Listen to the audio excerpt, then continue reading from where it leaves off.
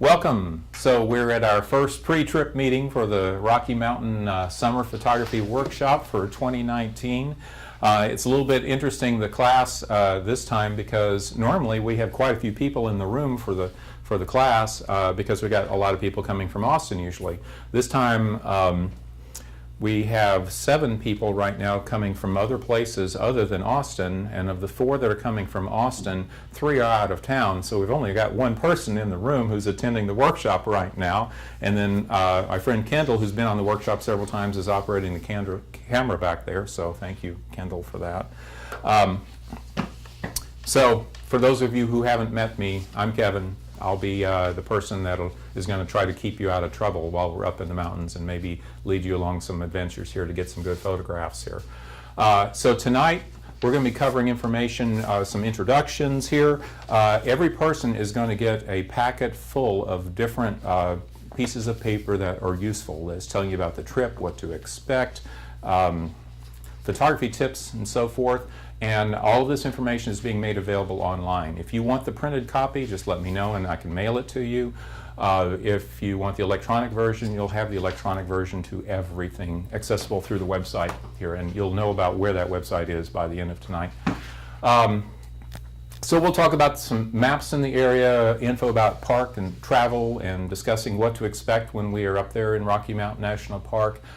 Some of you have been there, one of you lives there, but some of you have never been there before. So it's really a fun adventure, especially for the people that have never gone to Rocky Mountain National Park before, because if you've never been there before, you've missed out on really a national treasure. So you're making it right by going with us on the trip. So a little bit about me. I've been going to Rocky Mountain National Park for a lot of years. First time I went there was as a young child, and even as a child, I decided that one day I want to live there. So my vision all throughout life was that someday I'm going to live in Estes Park and be at my favorite place on earth. And now I'm in the empty nester years of life, and I thought, well, that'd be a great time to retire and go to Estes Park. Well, now I've got grandkids. In a couple of days I will have 6 grandkids, and by then I'm kind of locked into Texas. So I guess I'm never going to live there, but by golly, I'm going to lead people on workshops there and at least take you there. So I've had enough experience in the park to know the area really well, to have a sense of real personal connection when I'm up in the park, and a kind of an instinctual sense sometimes about weather patterns and such.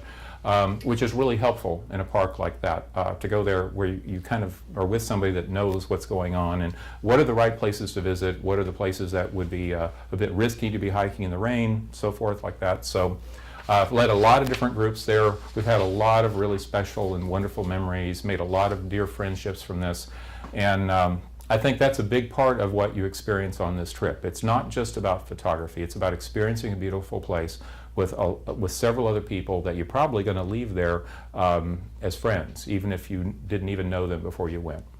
That's been my experience. Now, so just to give you an idea of who exactly is going on the trip, I plotted on a map here, and you can see why we don't particularly have many people here from Austin at our meeting tonight, because some folks are already in Colorado. One person's coming from Virginia. We've got the 4 folks coming from the Central Texas area. One person that's between Dallas and Fort Worth. A person from Corpus Christi. A couple of people from McAllen. The gold stars or the yellow stars, that means those are people that are returning, that have done the workshop before and are coming back and doing it again. So we have 4 veterans in the group as well, workshop veterans at least. So we're glad you're going to be coming with us again. There's a whole lot of irony in this picture here. So when I designed this page for the introductions here, where people in the room could introduce themselves to the group, and then I found out, well, only one person was going to be here. That one person happens to be Bill, who is in this picture. So what are the odds of that? So I'm still going to give Bill the privilege of introducing himself to everyone else and say some of this stuff about you because, hey, you're the only one in the room right now, so I'm really glad you're here. So Bill, tell us about you. Excuse me, Bill Henderson. I've taken probably 2 or 3 classes from Kevin, plus been on 2 of the Rocky Mountain trips. I've got a Nikon D500 and a D5300. The thing I like to most to photograph are hippopotamuses. You're in the wrong workshop. I think everybody ought to photograph hippopotamuses, but I also like, that's for Patty Aldridge, by the way. Okay. She's always wanted a hippopotamus for Christmas. Okay. And she's going on this trip with us. She's going on this trip. So that's a shout out to Patty, make her laugh. Wildlife, birds, butterflies, flowers, people, that's all. And my wife Jody is traveling with me. Okay, great. And I might mention also that my wife Gail will be going with me on the trip. She's sort of my partner in crime, you might say, my helper. I couldn't possibly do all this without her. A lot of legwork, a lot of effort gets put into this before you even arrive in Rocky Mountain National Park. And so couldn't do this without her, so I'm grateful for that. So if you can't make it to the meeting, it's no big deal. You will get to meet people in person the night before the activities really begin, because we'll have a meeting at our cabin there at the Castle Glen cabin there at Castle Mountain Lodge. And so we'll get a chance to talk and meet and discuss what our adventures are going to be here. Just a reminder, if you have not sent in your waiver, liability waiver, I will need to get that from you before the trip. This is pretty important. It's required by the Department of Interior that I get these waivers from everybody. So I have to get approval from them for what the waiver says, and it's basically just a whole lot of scary legalese. It says that if you go off the side of a mountain, it wasn't my fault that you went off the mountain. But anyway, so read it and sign it when you get a chance here. So some benefits here. You're going to have electronic notes and or printed notes for everything you're seeing on the screen here, summarized in an outline form in the printed notes. But there's different kinds of discounts you can get from a variety of companies that have offered some benefits here. And so I'm not going to belabor the point and read each one, but I will point out one here from Topaz Labs. You can get 15% off of their software, which some great photo editing, photo manipulation software. But one person in the group next week is going to win a free Topaz Studio Pro Pack, which is all of their really great tools. So one of you is going to really leave a winner, and then everyone else, well, you win too, because you can get 15% off. Okay, so different things. You can look over your notes and see what those discounts are. If you're into HDR photography, high dynamic range photography, Aurora HDR is a really great tool, and you can get 10% off of that. So if you've been curious to try it out, they have a free trial option that you can use it without even paying, but then when you do pay, make sure you use that discount.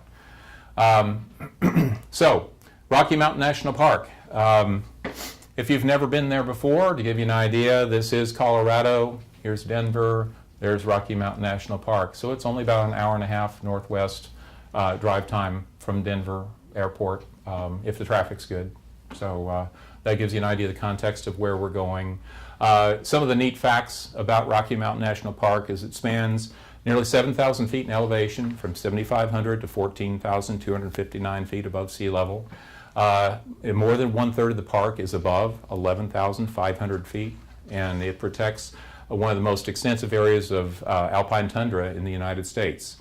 114 named summits above 10,000 feet, 11 miles of road above tree line. That says that the park is very accessible, and we can get around the park and explore different areas easily because of this Trail Ridge Road. It's the nation's highest continuous paved highway. In fact, they just opened the road today.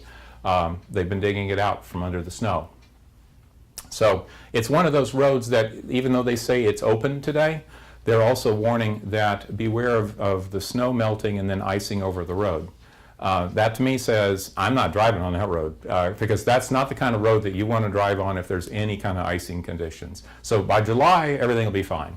Right now, today, no, I'm not going to drive it. 147 natural lakes, 365 miles of hiking trails. That's my greatest love about this park, is just all of the incredible hiking trails. It's a really popular hiking park. So, most abundant and accessible wildlife in the southern Rocky Mountain range. All of these pictures that you see here are all shot during our workshops up there. The Rocky Mountain National Park contains the headwaters of the Colorado River. That's the same river that flows through the Grand Canyon, and so that's the headwaters of the Colorado where that moose is walking. So introducing a term to you called Semper Gumby. It's an informal motto of the Marines. Semper Fidelis, Semper Fi, meaning always faithful. Well, they also have Semper Gumby, which means always flexible. And that's what we have to be on a workshop like this. Because I know it's shocking, but I have no control over the weather. And I know it's shocking that I can't just request a moose to show up whenever I want it to. All I can do is put us in the right places at the right times, that the possibility of the lighting being great, which I can't control because clouds could cover up the lighting, of the possibility of the wildlife showing up here, or the possibility that we'll get some spectacular shot. I'm just increasing our odds a whole lot just by past experience. And then things change. A weather system might come through. We have to kind of adapt. And so whatever plans I tell you for what's happening, they could change. They could change in a short amount of time. One year for our fall workshop, we had plans for when we're getting up the next morning, and at about midnight, an unexpected snowstorm came blowing through, and I had to text everybody at like 4 a.m. to let them know, we're not getting up early, you can go ahead and sleep in because it's going to be snowing. So we have to be flexible. And that's the real key to really getting good photographs. It's not just giving up, it's just changing plans. Because we're going to make it work one way or another. I can assure you that much here. So a little bit about our adventure. On you see the area in green, the green block and the yellow block here. The green block is Group A. The yellow block is Group B. So Group A is July 6th, 7th, 8th, and 9th.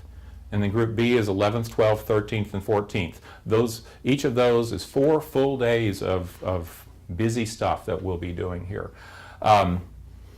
So you'd be arriving the night before or earlier if you want to here, but the night before your group starts out on our big adventure. For those who would like to join us, we're going to have dinner at Nikki's Restaurant, which is right next door to Castle Mountain Lodge, where we're staying. And so I will be finding out from you whether you want to join us for dinner that night at 6 p.m. and then we'll have a meeting at 8 p.m. at the cabin where Gail and I are staying, and that'll sort of be our home base for the trip here, for meetings, for any of our departures here, and you'll find out what our schedules are, etc. Again, we're going to always be subject to change if the weather changes. You'll find that if you look at the schedule right now, which I have online, and you can look at it, it's not going to tell you much, because I just don't know. So most of it's to be determined, but at least I know when we're going to go out to dinner that night, when our first meeting is before the big adventure begins here. So it does involve early mornings. And when I say early mornings, I mean early mornings here, because if we're going to head up into the mountains and be up at higher altitudes when the light is beautiful and the wildlife are out with gorgeous early morning light, maybe an occasional sunrise shot, sunrise hitting the mountains, reflecting in the lake, all that kind of stuff says we have to be out there at sunrise. And most of those places, it takes 40-45 minutes driving up in the mountains to get there. And so the next thing you know, your alarm is set for like maybe 3:45 or 4 a.m. So I've now terrified all of the people that hate mornings. But I promise you, this is the way to explore the magic of Rocky Mountain National Park, is getting out there really, really early. What you'll find is that people that don't know anything about Rocky Mountain National Park and just go there as vacationers, they'll do it all wrong.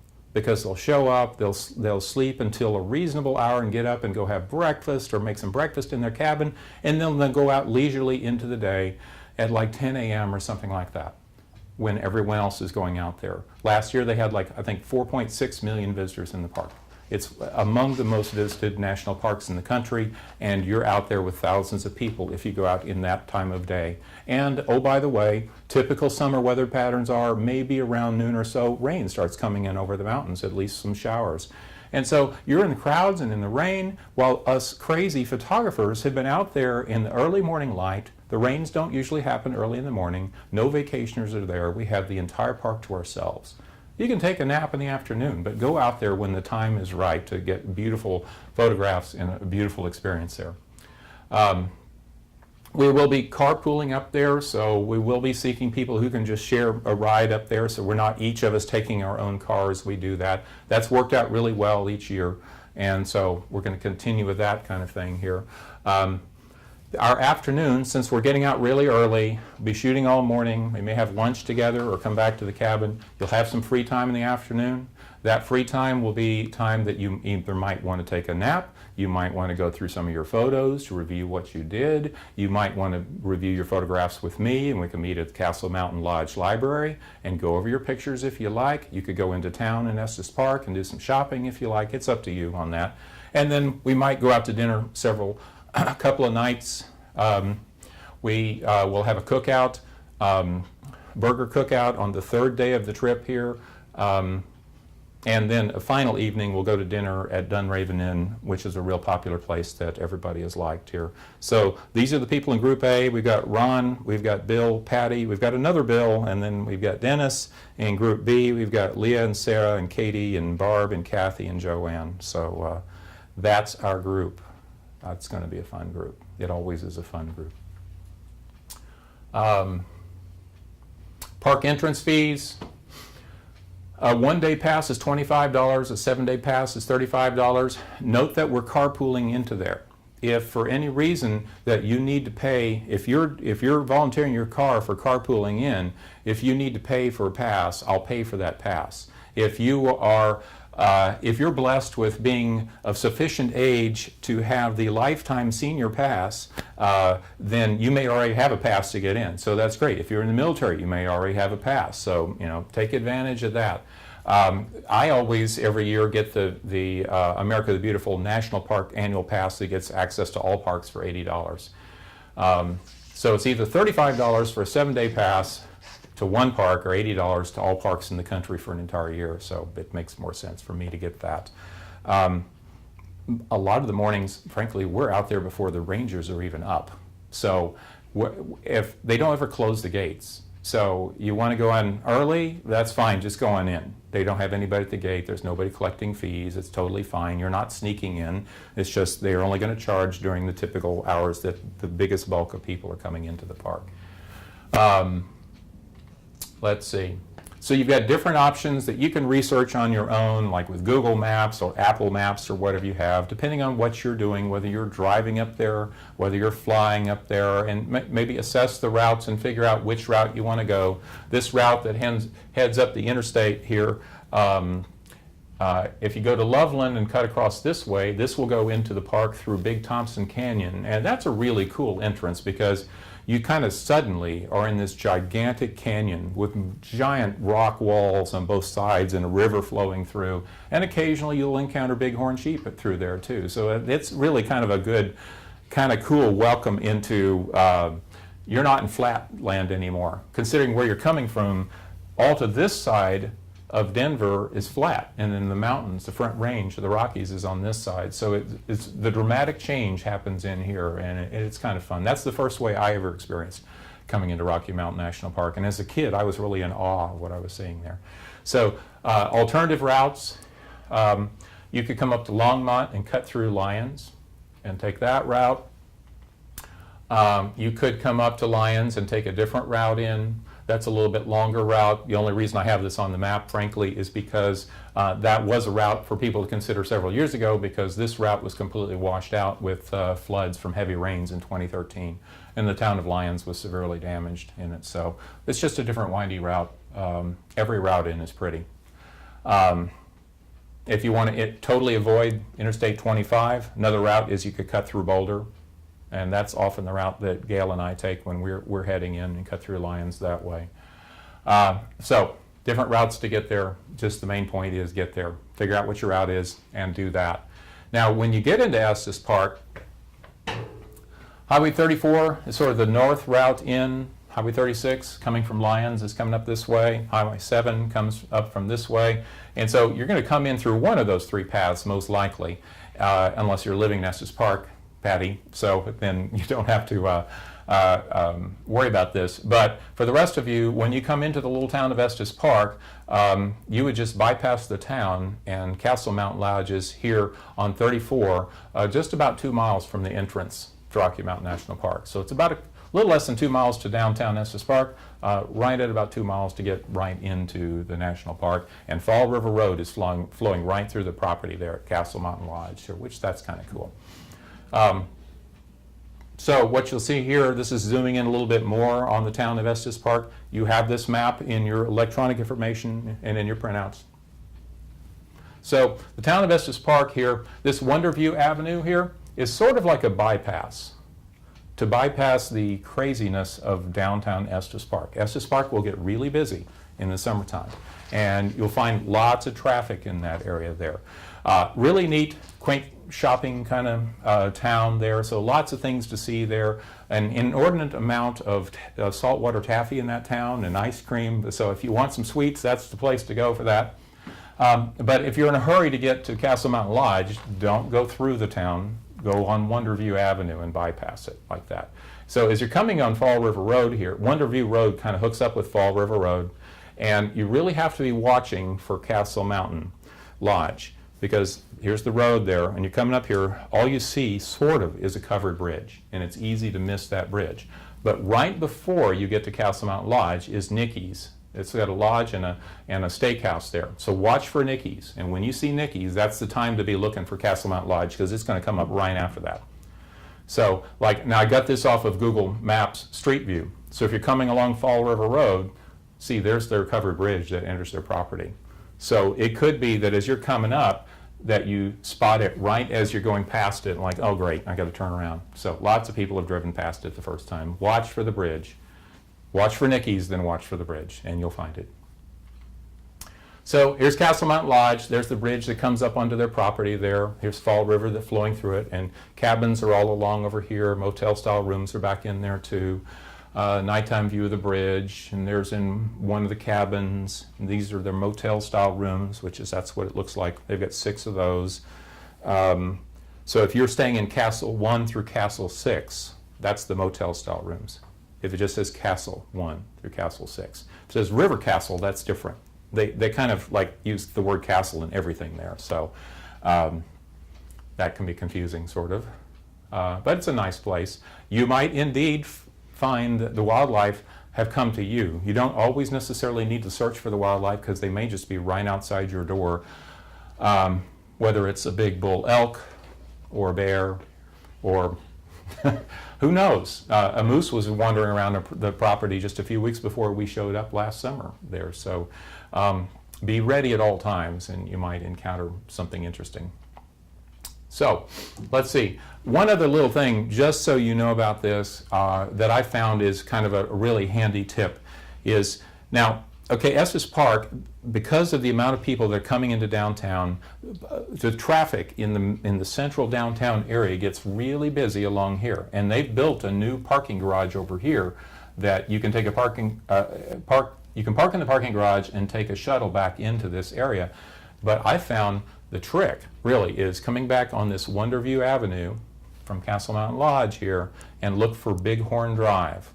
Turn on Bighorn Drive and follow that down there, and right along Bighorn Drive, right before the main road that goes through town here, you can usually find a parallel parking spot there. Or they've got a little parking lot right there too. And even if there are other bigger lots that all the tourists are going to, even if they are full, usually you can find a parking spot there. So it's our little secret that I'm telling everybody, which makes it not a secret anymore, but oh well. So you'll have a map of that too, just to remind you about that. Because you will appreciate that. If you try to go to downtown and you find yourself circling the parking lot for 25 minutes trying to find a spot, use my trick and you probably won't be. Okay, so Estes Park, the river's flowing right through the town. In 2013, right after our summer workshop ended, just a few weeks later, they had heavy rains and a flood, and downtown Estes Park flooded. But see, it's got all these little shops all along there, food and t-shirts and souvenirs and art, and if shopping's your thing, well, you're going to love it there. What else here? Okay, so now here's the meat of the rest of the information that you need to know about your access to info.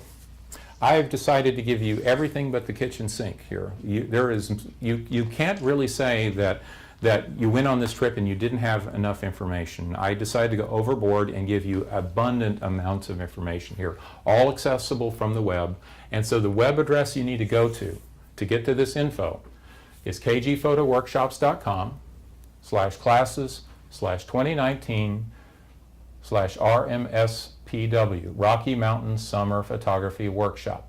When you go there, the web page is going to bring up a little prompt for your full name, first and last name, and password.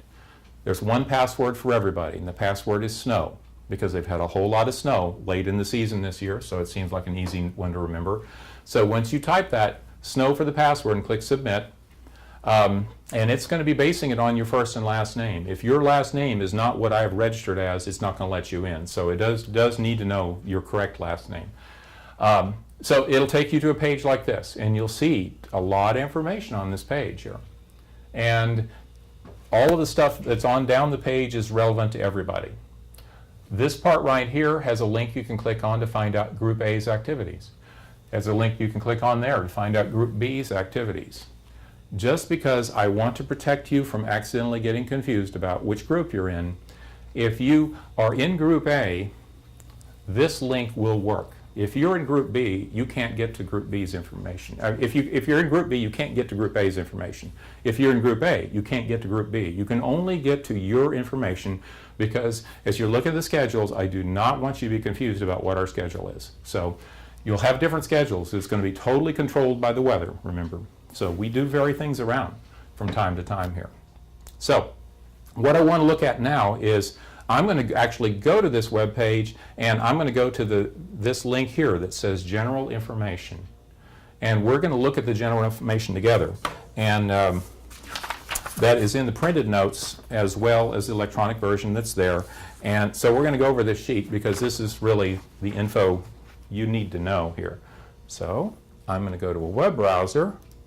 And hey, I just happen to have that page up already. So see, I've gone to that web address right there, and there's Group A's information, Group B over there, and so I'm going to scroll down here and I'm going to click on that link that says General Information, and that brings up this PDF file, this document with the info that we need to know. So I'm going to kind of just scroll through here and make sure you have seen all of this here.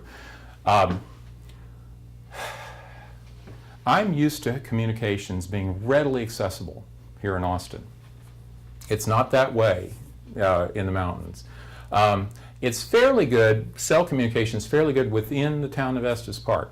It gets marginal by the time you get to around the Castle Mountain Lodge area. By the time you get inside Rocky Mountain National Park, it's virtually gone. Only in certain cases where you might be able to get a cell signal, but really pretty much just assume that when you're in Rocky Mountain National Park itself, that you can neither call anybody by cell, nor can anybody call or text you. So you are on your own once you're inside there, or you're with us at least here.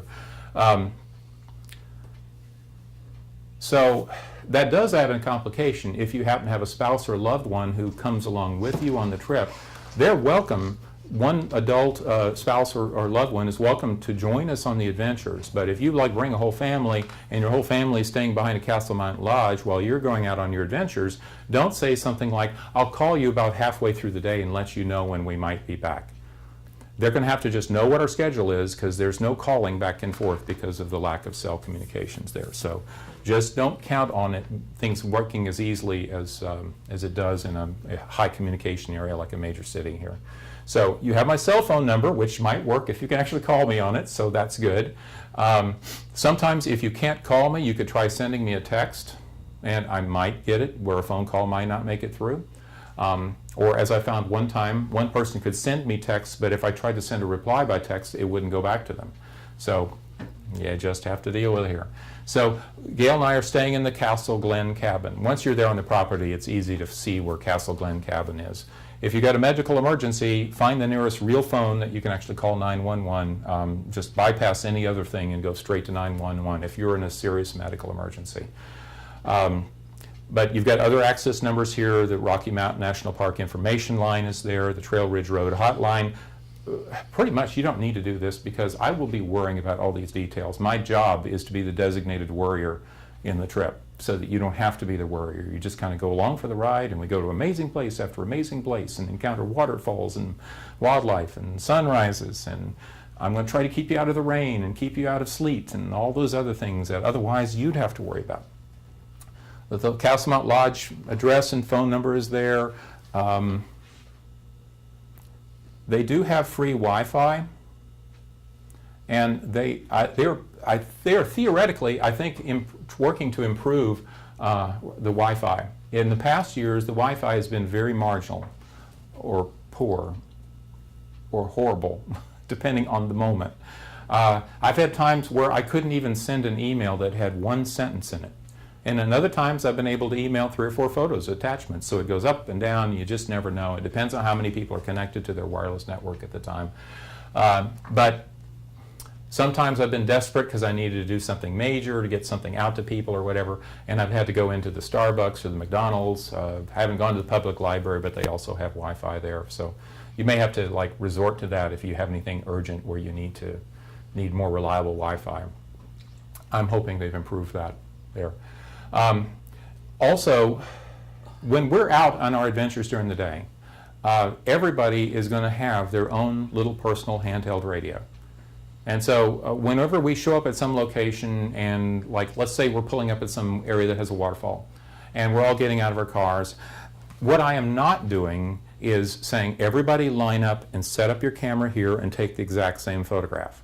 We don't want to come back from this trip with everybody having the exact same pictures here. I mean, there's some places that are obvious, like, oh, this is the shot, but I want you to be able to drift around and explore and figure out what your expression of what you saw is, and be creative with it, and see me as a resource that I can help you with any of the challenging questions you have. If you need to answer of like, well, Kevin, how would you frame up the shot? I'm happy to help you, but I'm not going to like make everybody do what I would do. I want to enable you to do what you want to do in your artistic expression in these beautiful places. I'm going to take you to those spots when the lighting is going to be optimal for that, if at all possible. I'm going to try to take you at those spots where higher likelihood of wildlife, but again, you're the one taking the picture. I'm going to try to remind you all the things you need to be thinking about to get the best shots as you're doing it here.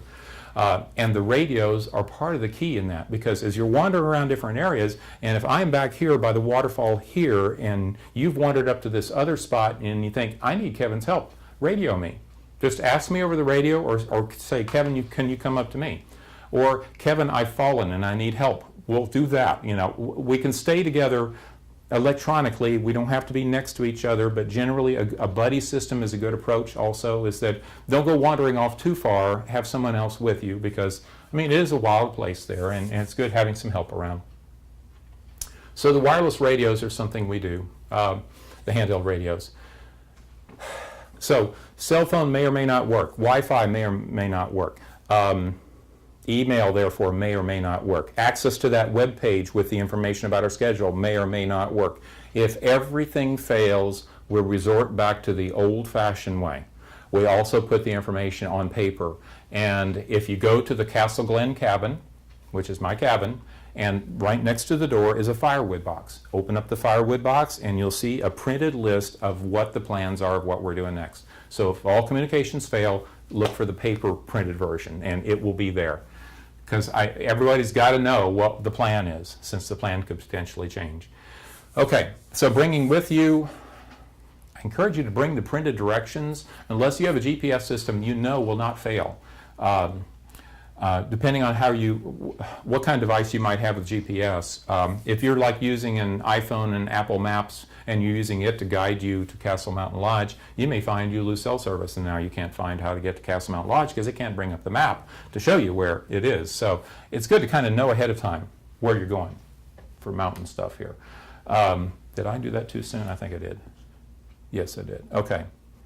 Okay, here we go. Okay, software.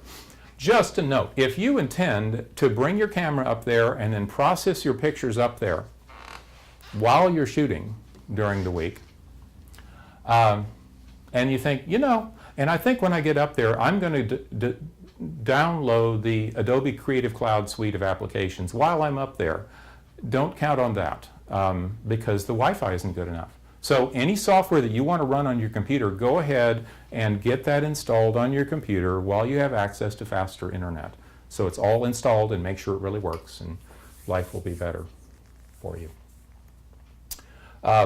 Clothing, you've got to plan on just layered clothing. The temperatures can vary a lot, even during the summertime. We could have moments where we're in 30-something degree weather, and then other moments, maybe an hour later, where we're in 80-degree weather. It can vary that much as we vary altitude and go to different places in the park. So you may need to be peeling off layers at a time or adding layers, and just it varies around, and that's the best way to do it. You don't want to go in there with just a shirt and a really heavy parka, because you may need something in between. Otherwise, you'll really be stripping down. A jacket with a hood is nice. Sweatshirt. I mean, I've had times where in the early morning we were heading up to photograph from a curve up on the side of a mountain to photograph sunrise, and it was windy in the morning and it was cool down at Castle Mountain Lodge. And by the time we got up to the overlook where we're photographing, it was like a 30-mile-an-hour wind and about 40 degrees, and we were freezing. But hey, I had a shirt, let's see, I had a t-shirt, a shirt, 3 sweatshirts, and a winter coat on.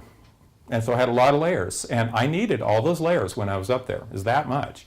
And then later in the day, I was peeling off a coat, and then peel off a layer and another layer, and then finally I was down to a sweatshirt and a shirt and an undershirt, and I was fine.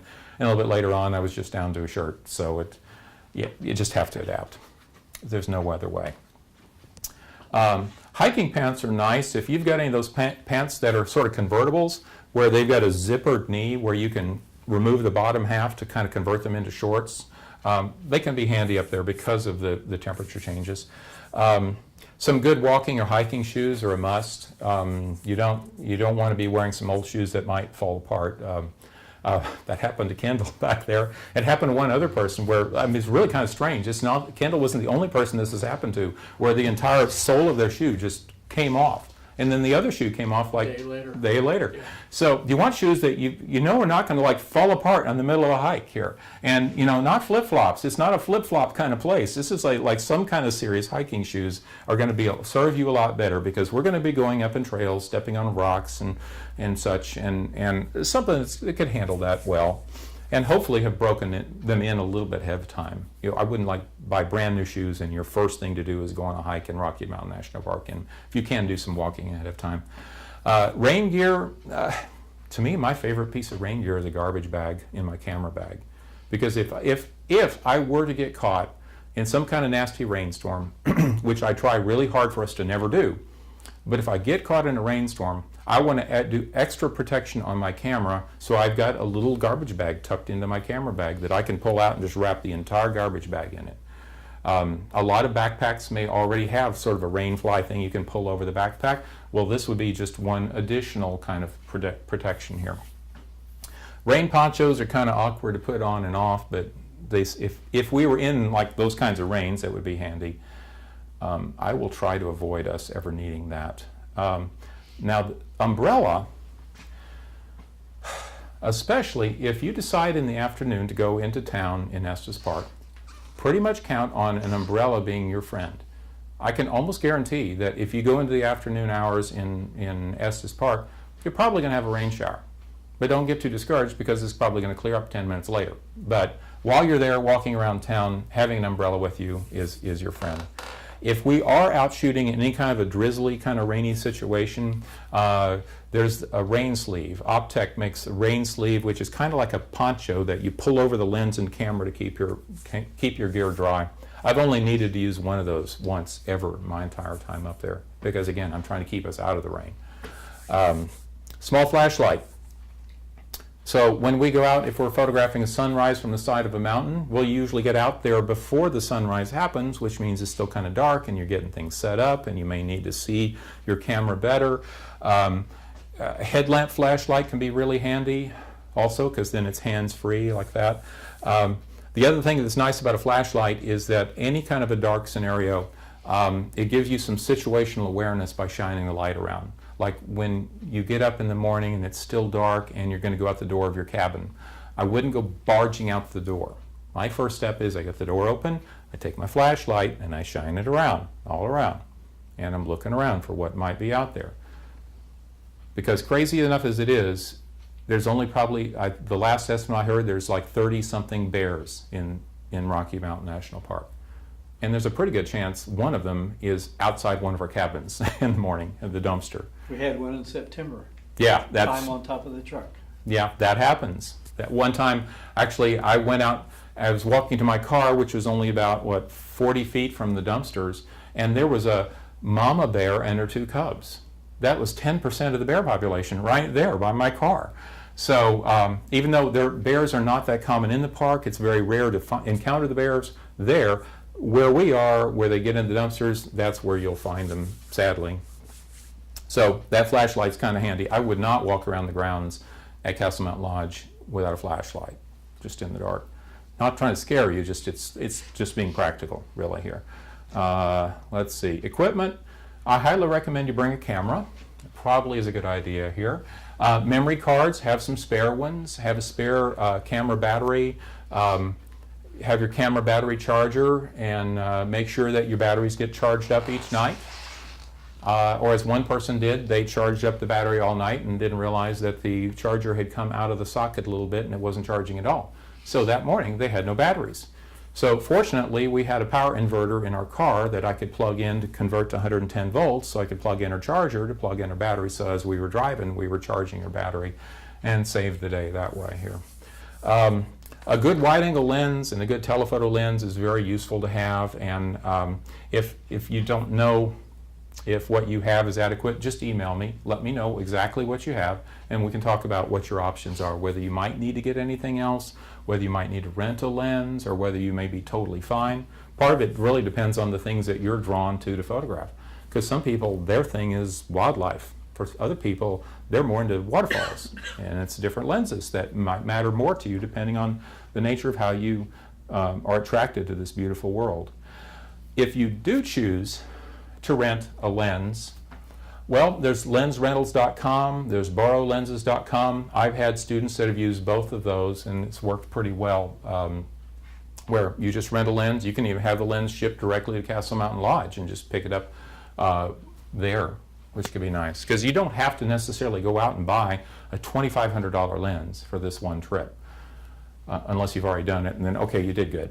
But if you haven't already, if you don't have a lens that you think you might need for the wildlife shots you're envisioning taking, and you want to do it on a budget, well, heck, rent a $2,500 lens for $120 for a week, rather than forking out the big bucks for the big lens. That's probably a good approach anyway, because in general, if you're going to spend a whole lot of money on a lens, it's good to know ahead of time that you really wanted it.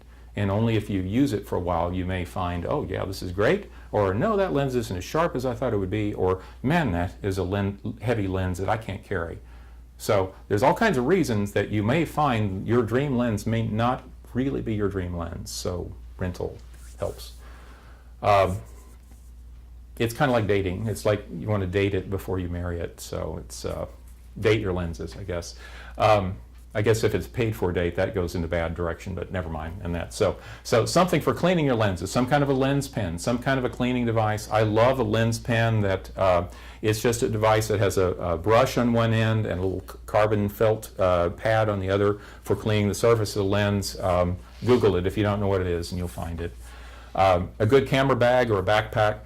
I like to bring a backpack because it kind of keeps all the weight centered on my back, as opposed to a fanny pack or something like that that's lopsided on one side. But I'm carrying a lot of gear.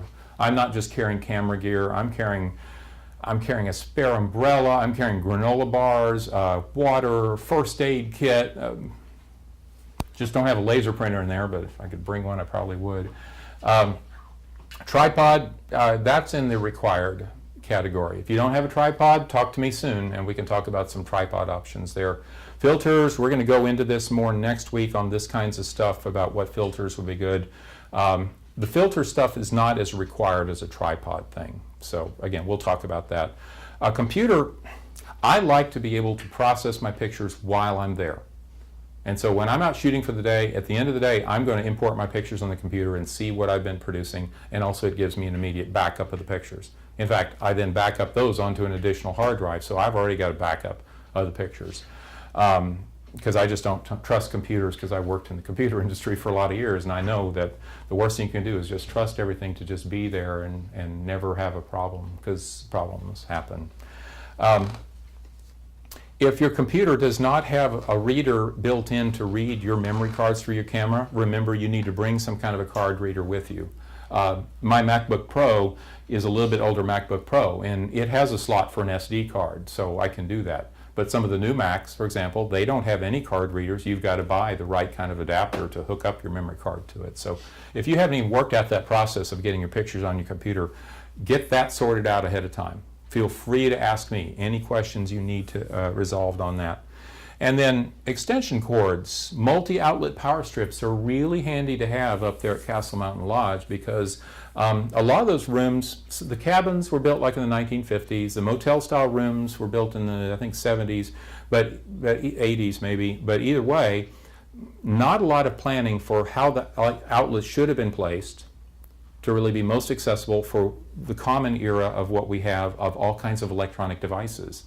You know, in the 50s, you didn't have a cell phone and a computer and an Apple Watch and your camera and charging all these things on chargers, but now we got to charge a lot of stuff. And in fact, in some of the rooms, they don't have a 3-prong grounded outlet. They just have 2 prongs.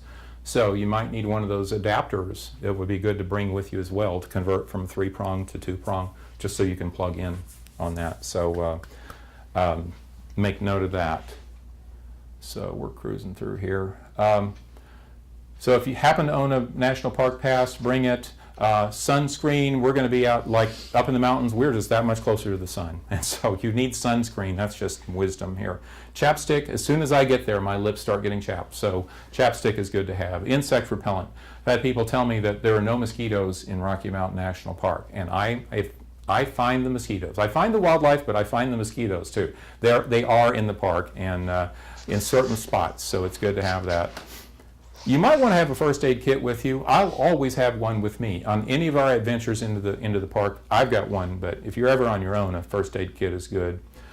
Water, I will always have water, bottled water available in my vehicle. So anywhere we go, we got water. But if you want to bring your own water or bring your own refillable, water jug, do that too, because that would save on the use of these plastic disposable bottles that are not helping the environment at all. So, but we got to have water. It's really important when you're in higher altitudes here. So when we meet at Castle Glen Cabin and we embark on the adventures, you can drop by a little bit early to have coffee or a bagel. I'll have some Starbucks Via packets there, so I can make some Starbucks coffee for you.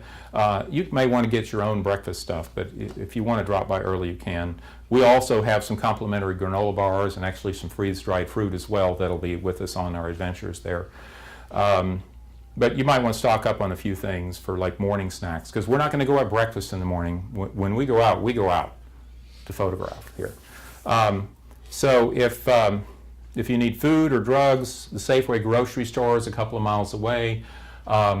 If you happen to be in an area that has Randall's or Tom Thumb and have one of their cards to get a cheaper price on your groceries, those cards work at the Safeway store. So I have a Randall's card, but I use it at Safeway, and it makes a dramatic difference on the price.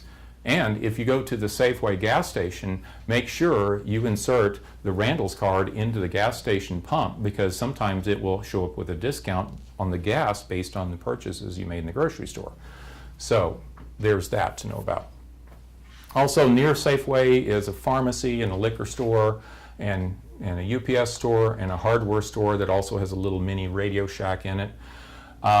If you need fuel, the cheapest gas is probably at that Safeway, or there's a Shell station next door to it. So there's that.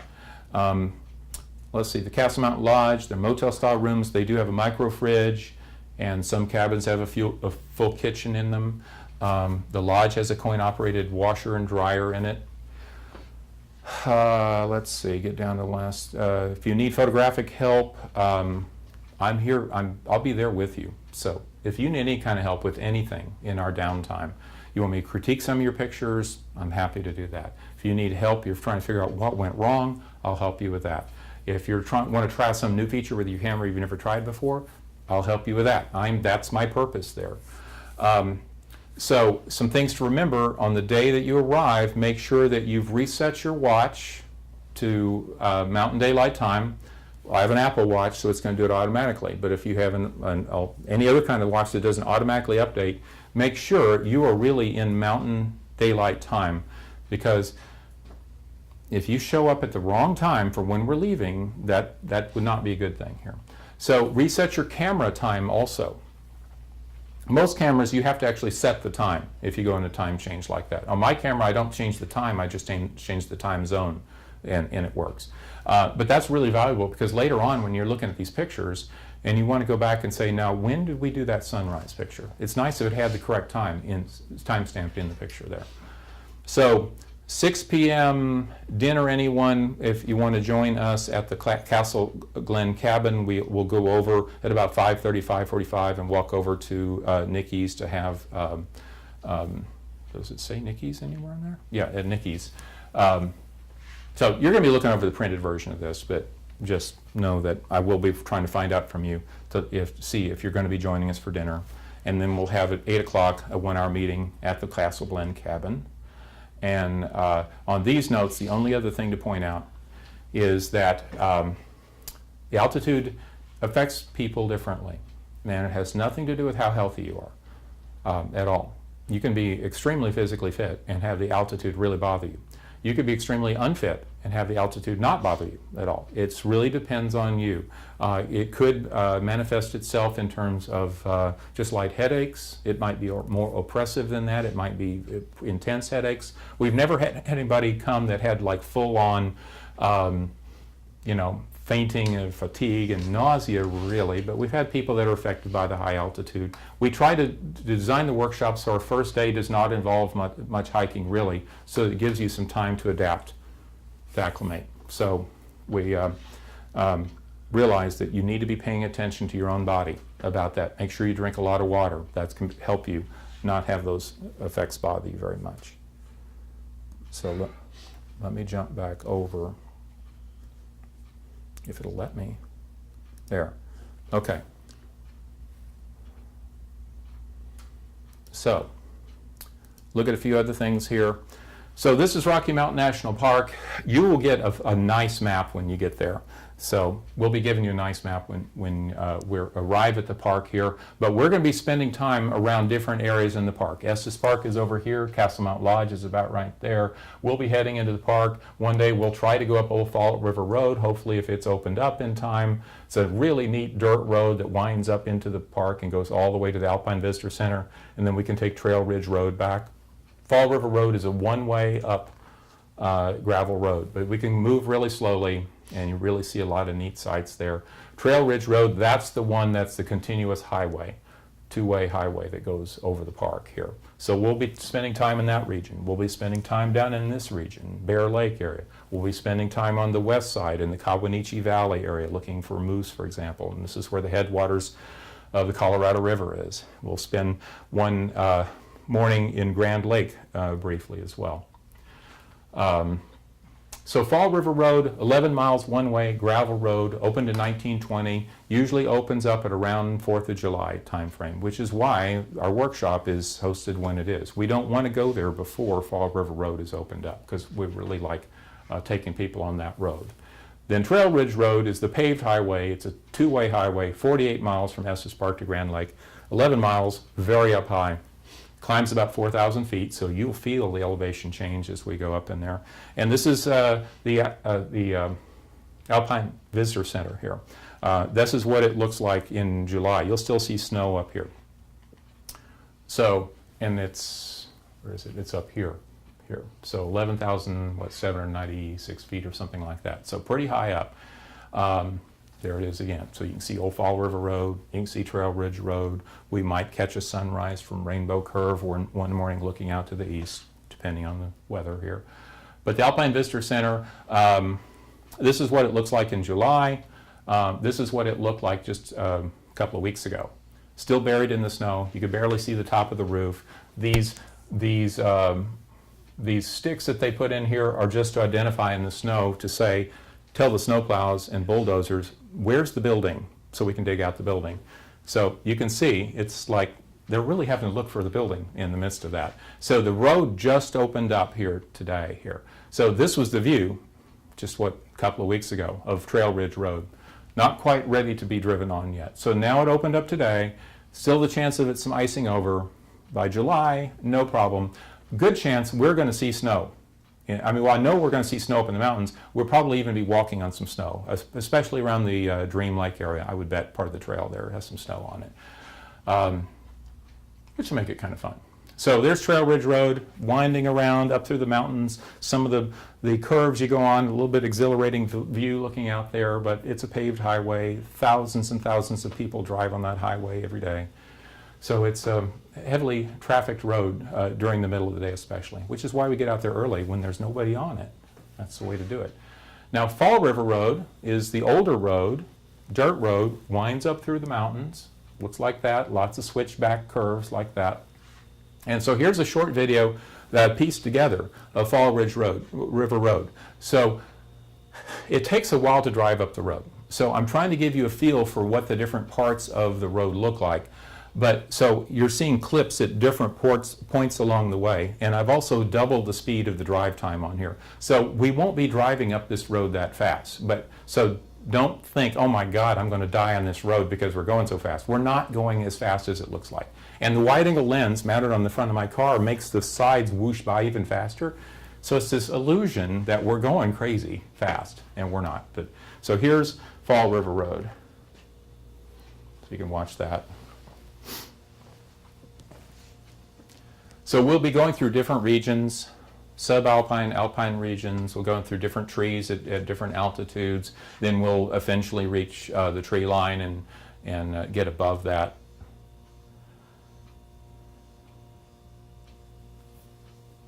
I've always had a love for this road. I think the main thing I love about it is the fact that it's just a more intimate connection with the park over a long area without having to hike it, really. It's like a hiking trail you can take your car on, in a sense. It's the kind of thing where if you see a spot where you want to stop and take a picture, you literally can stop if it's in the early morning hours before the crowds get here. And I love that about the road.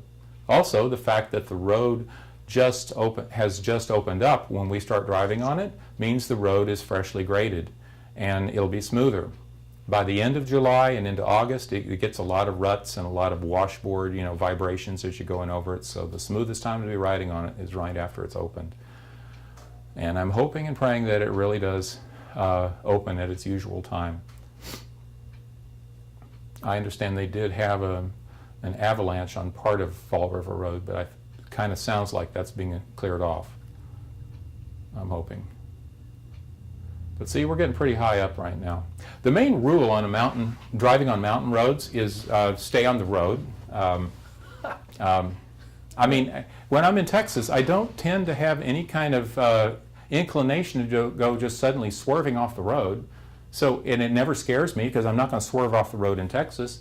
And I'm not going to swerve off the road up there too. Just make sure you stay on the road and everything is fine. And if you get intimidated by the steep sides on either side, well, just don't look that way. Just stay on the road and you'll be good. We're getting up near the top here. So we're at about 11,000 feet up here, and see the trees are all gone. Just little small trees at this point. We often find marmots up in this area. Occasionally some elk, or maybe a small herd of elk, will be wandering around. Summer of last year, there were elk walking all along the snow up here, which was kind of neat. Was this a summer video? Yeah, this is summer. Yeah, anytime you see that much snow on it, that's probably summer. By fall, that snow's all melted, actually. And so fall, unless they've had a fresh snowstorm or something, you're not going to see as much snow in the fall as you would in the summer, which feels kind of backwards. This is one of those parts of the road where you don't want to veer off the edge here, too. I promise, all the years I've driven on this, I've never gone off the edge. So I wouldn't be doing this video right now if I had. But so yeah, we're pulling up on the left is this is their gift shop and the restaurant up there. $1 million view from the restaurant. We often eat up there, and then there's the Alpine Visitor Center there. So ta-da, you made it. So another part of the park we'll be going in is the Bear Lake area, and we'll probably If plans go according to what the weather allows us to do, is usually we'll probably hit this trail that goes to Bear Lake and Nymph Lake and Dream Lake, and sometimes we occasionally go up to Emerald Lake as well, but very photogenic area in here that we'll hit. Sometimes we go to Sprague Lake over here, which can be really photogenic for a sunrise or sunset time, mountains reflecting in the water. Occasional moose sightings over in this area a lot now. We've got different trail options. I'll keep you posted on that, but notice that they're varying distances here. Probably the longest distance we would go would be about 2.5 miles on a hike. And remember, it's not flat Texas miles. These are like going up and down hills and such. And if there's any problem that you have with any of these trails being too much for you, we have a contingency plan for that, because we always have a plan B. My wife Gail, if you feel like that you just need to stay behind, there is no shame in saying, I need to stay behind. I'm feeling something a little weird. And Gail will stay behind with you, and wherever we are, there's always things you can photograph right there where you are. So we'll accommodate that. Don't ever feel like you just need to push on with the rest of the group, because you don't want to be the person that holds everybody back. If your body is telling you that something's wrong, we listen to that. That's really, really important here. But we intend to have a lot of fun and get some good shots along the way. We'll be having the handheld radios with us for communications, a buddy system. Don't go off by yourself, like have somebody with you. Pacing yourself, and rest whenever you need to. If we're marching along here and you realize, man, I just need to pause for a little bit, say it. We'll stop. Probably everyone else will be thrilled that you said it, because they wanted to stop too. So rest anytime. I'll have spare bottled water. You'll probably be encouraged to bring your own water too. But and a good wise thing to do is just take advantage of any bathroom stop. Wherever there's a bathroom, like, let's hit that bathroom stop. Otherwise, you might have to be in the trees. So it's more convenient. These are not luxurious bathrooms. It's the kind of bathroom you kind of pretty much just don't want to breathe until you get back out of the bathroom. But hey, it's a bathroom. And again, I have the first aid kit. Watch your step. It's easy to stumble when you're walking around a beautiful place and you're like, oh, look at these gorgeous mountains over here, and then stumble on a boulder or rock in your trail, because these aren't paved trails. So you got to kind of like move forward, stop, look around, move forward, stop, look around. But don't move around and look at the same time. Kind of stop occasionally. Look around the other way. See the world from different angles here. Keep a safe distance from wildlife, because it's wildlife and they can hurt you. You sure just don't want to make them feel threatened or blocked from wherever they need to go. And we haven't had any instance where anybody's been attacked, but I don't want to have an incident like that. So awareness is really the key on that. So I showed this short video that is from England that kind of illustrates the point of being aware. So make sure you follow along this and watch these basketball players on the white team pass the ball and see how many passes that you can count in this. This is an awareness test. How many passes does the team in white make? Count careful.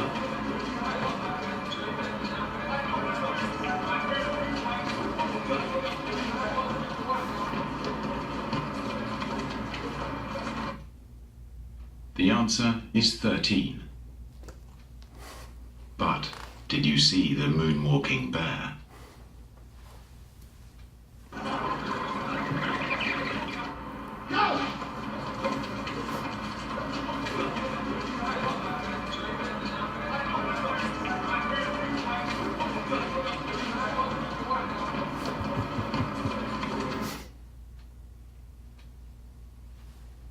It's easy to miss something you're not looking for, is the bottom line. This has to do with cyclists, but boy, is that relevant for what we're doing in Rocky Mountain National Park. Because there can be moments where you're preoccupied with something. You're taking a picture along the trail somewhere and you're not really being situationally aware of everything around you. Look around. You never can tell when there might be wildlife. Maybe, like in this case, I was photographing some snow on the trail by Dream Lake. And I thought, oh, that's cool, there's some snow on the trail. Did not realize until I looked to my right, that was right next to me. And so that bear was like, about 20 feet from me. But I didn't notice because I was looking over there. I suddenly got preoccupied with that and stopped being aware. The more that you're aware of your surroundings, you might either be putting yourself in danger or you might be missing the shot of your whole trip. So be watching for it. I mean, when we were up at Nymph Lake, I think we encountered some elk up there, and I think you may have been on that group, and like we were radioing, there's elk right behind you to somebody in the group, and like they didn't see it until they turned around. And so that's the other thing that's good about the radio, is that we can all be eyes to help watch for each other here too. So, oh wait, you have the clever thing, I see the B-E-A-R, bear, so be aware, that's, anyway. So like Gail left her camera bag on the trail here as she was photographing something else, and she turned around, and well, there was this moment of lack of situational awareness, and like, how did that elk get there without her even noticing that the elk was getting into her backpack? Well, it did. And then we're trying to make it go away, and all it did was look at me and stick its tongue out at me. And so, yeah, which is kind of cool. I mean, because she has a lens that was actually licked by an elk, and that makes you kind of like a really special wildlife photographer. I don't have any camera gear that's been licked by an elk before. So anyway, there's that. And like occasionally you have to look carefully. There's a big bull elk in that picture, but he happened to be scratching up next to the tree, and you almost can't see the big bull elk that's right behind the tree. It looks like he's playing hide and seek. So you have to watch for it. If you're looking through your lens and you see this, that's probably a time to stop looking through your lens and head for cover here. If you see wildlife running towards you, get the shot and then get the heck out of Dodge here, one way or another. Maybe running away is not the key, but get to the side instead. Get on the other side of a tree. Because a moose, which you do not want to ever get upset with you, a moose can outrun you and a moose can kill you. And a moose can kick in all directions sideways too. And so don't think if they're beside you, they can't get me, well, they can still get you. We don't want to irritate a moose. We want to respect them at a safe distance. We'll kind of play that by ear depending on the circumstance. And sometimes the circumstance can change in an awkward way where suddenly you kind of feel compromised that, oh wow, I didn't expect the moose to come here and now I'm afraid to move. Usually you just wait it out and don't startle them, and you're going to be okay. Especially if a young one is around, that's the time to be nervous, because the young one's around, mama is going to be really protective. In the fall, the thing to be worried about is the males, because the males are really protective of their females, and they don't want you in their territory here. So we're going to be seeing abundant kinds of different wildlife there. You can go to this web address, www.nps.gov.romo is Rocky Mountain, /learn/nature, and you can find out all about the different kinds of wildlife that we could see there. These are all pictures I've shot during our Rocky Mountain workshops. Wildflowers, that's the neat thing about summer. We're going to encounter all kinds of wildflowers. So it's a pretty time to be there. By fall, there's a trade-off, because just 8 weeks later, we're in the fall workshop. The wildflowers are mostly gone, and it's replaced by fall colors in the aspen. So that's kind of neat too. It's just a different park, just a short 8 weeks. So much changes. All the greens and the grasses are gone by fall. So you've got the green, you've got the flowers, you've got the snow. More likely to find some of the moose, I've found at least, in the summer versus the fall. We've got different kinds of waterfalls and cascades throughout the park that we can find, whether it's the alluvial fan or near Dream Lake or near Copeland Falls, or that's Copeland Falls, that's Alberta Falls, Chasm Falls, that's near Copeland Falls. So lots of different water flow that's going to be really neat this summer, I think, because of the amount of snow melt from the late snows. Lakes, we got all kinds of different lakes. It's Lily Lake and Dream Lake and Grand Lake, Lake Hayaha, Emerald Lake, Dream Lake, Bierstadt Lake, Bear Lake, Mills Lake. They got lakes, lots of lakes. Early mornings, we'll try to catch some sunrise stuff. I mean, we see sunrises most anywhere. So a sunrise is not really that big a deal unless it happens to work out that you're up in a mountain vista and you happen to get the clouds work in your favor. The worst thing could happen is it's a gorgeous clear day, really, because that's going to be the most boring thing, because it's just going to be just sky. We want the clouds. Having the structure in the sky, the clouds, is really what makes the sunrise really cool. But either way, if we head up there and we're hitting it at a time where the early morning light is hitting, even if it's just clear sky and the clouds just aren't there to make it really interesting, we're up there in the mountains where we can get the early morning light shining on the wildlife in the upper elevations with mountains in the background with good, nice light on them. Occasionally you might catch a cloud bank in the foreground settling in over the mountains. So there's still good opportunities for morning photography here. We go out early. A big part of that is to avoid the rain. We don't want to be caught in a thunderstorm. The thing about a thunderstorm in the mountains is it can sneak over the mountain and you don't even know it's upon you until it's upon you. And those are going to be a little bit later in the day, typically. So that's why we avoid that. People have been killed, none in our group, but people have been killed at lightning storms. Even while we were up there in the park, we saw people going up on hiking trails, up on the top mountains areas, with a kid in a stroller in a lightning storm. Probably because they're on vacation and it's their one day in the park, so by golly, they're going to do that trail even though it's insane to do it.